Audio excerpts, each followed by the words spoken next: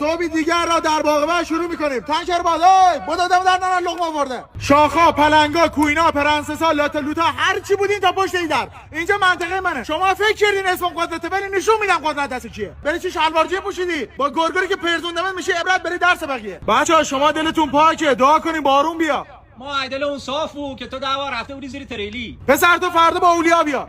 عمم میشه؟ عمت هم میشه. آی بابا سگی که ریدی کف دفتر. میشناسمت، بیا خودت معرفی کن. فقط اونایی که کسل کردن میتونن او بخورن. برو کسل کن بیا. آقای ناظم اگه میشه بچه ما رو ثبت نام بکن. ثبت چه نامی؟ ظرفیت نداری. کلاس 2 کلهم اخراج. من اصلا کلاس 2 نمیخوام داشته باشم. یک بپرسه. غلامی فرزند اکبر شماره شناسنامه 546 تا اسم ننته نگفتن تو ببرد به دفتر. این دستشویی انفرادیه. چیکار میکنین 10 تا توی دستشویی؟ خونه خراب شیر دستشویی بری چی کرچیدی؟ آقایون معلما مدیر اعلام کرده فردا بازرس آموزش پرورش داره میاد. هر چی نخاله داری فردا تعطیلی اجباری. فردا بازرس داره میاد. میخوام شیرینی پخش کنم. به هر دلیلی شیرینی منگنه بود تو هم، پیچ و موره بود رو هم، چسبیده بود تو هم. یکی شد 2 تا پرونده زیر چه خونه.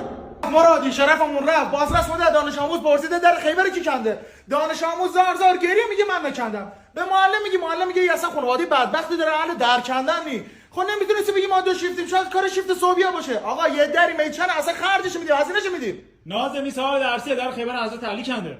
خب خدا رو شکر سر ما رفت.